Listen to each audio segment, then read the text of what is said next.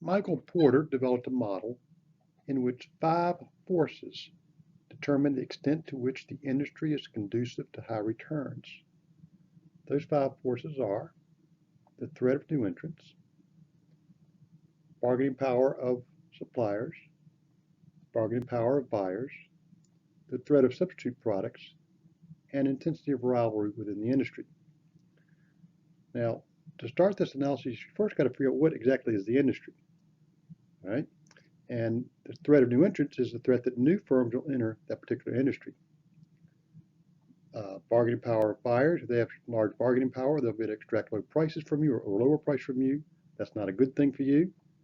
If suppliers have bargaining power, they'll be able to extract high prices from you when they sell to you. That's not good for you. Threat of substitute products is threat from products that aren't exactly in your industry, but products that your customers might use instead of the product being sold in your industry. For example, automobiles compete with airplanes for travel, but the industry is airline travel. Automobile travel would be viewed as a substitute product to airline travel. And finally, the intensity of rivalry within the industry. This talks about how fiercely the individual firms compete with each other inside that product market itself. How fiercely do airline industries, for example, compete directly to obtain customers for their airplanes? We can look at several characteristics of a market or industry that determine the extent to which the threat of new entry is large. Basically, the opposite of the threat to new entry is a barrier to entry. If you have your druthers, or your choices, you want to be in an industry with high barriers to entry. Barriers to entry tend to be driven by cost or demand side economies of scale or scope.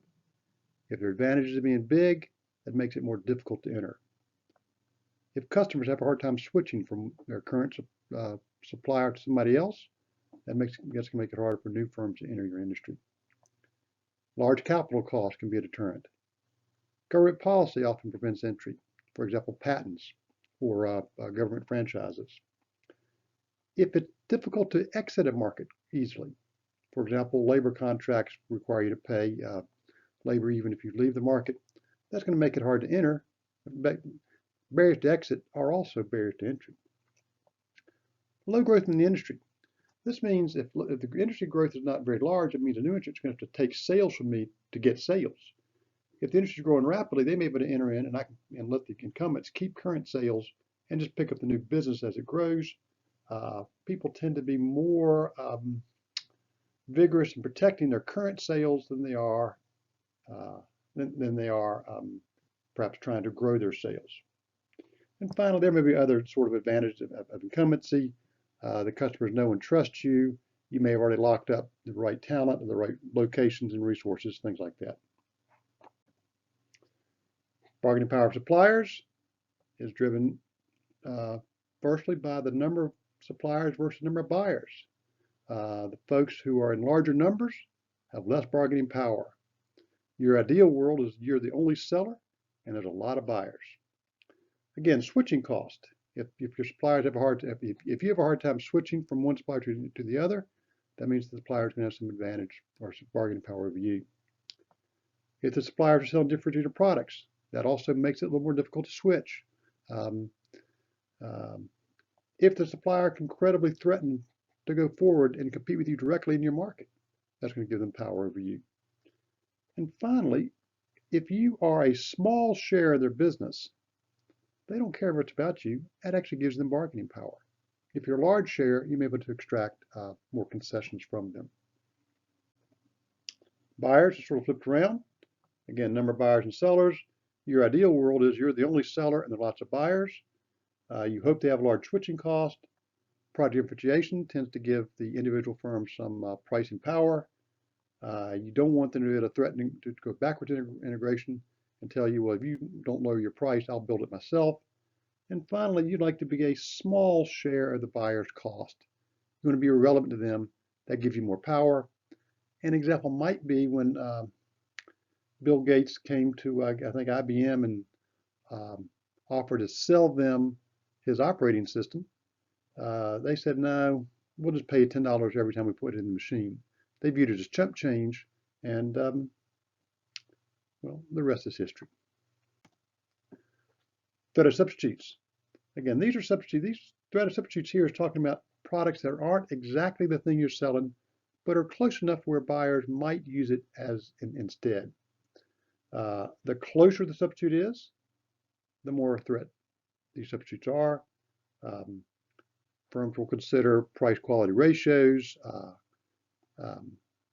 Example, airline travel. If you're traveling across the country, airline value to cost looks a lot better compared to a car than if you're doing a 5-hour trip by car. Switching cost. Is it easy for me to switch from the current product I'm using to the substitute product? If it's easy, threat of substitutes is higher. If it's hard, threat of substitutes is lower. And finally, rivalry within the industry. More product differentiation tends to reduce rivalry. We've all got our individual niches. We're not competing so much directly head-to-head. High fixed cost and low marginal cost tends to intensify rivalry. The low marginal cost means that the price can fall a long way before the next unit becomes unprofitable to sell. Excess capacity tends to drive that same thing, makes marginal cost lower, as does perishability of your product. When my product's about to go bad, I want to sell it then. The number and size of distribution sellers can matter. As the number of sellers rises, that tends to make rivalry increase. And as this distribution becomes more equal, that tends to make rivalry increase. Slow growth means for me to get more sales, I got to take from you. That's going to increase rivalry. And finally, if we have different approaches to the market, I'll give you an example of OPEC. Saudi Arabia and back in the day, Libya had very different objectives. Libya wanted to make money immediately. Saudi Arabia is looking at the long run. That difference of approach made it difficult for OPEC to get together and set up an effective collusive price. So diverse approaches tends to increase rivalry.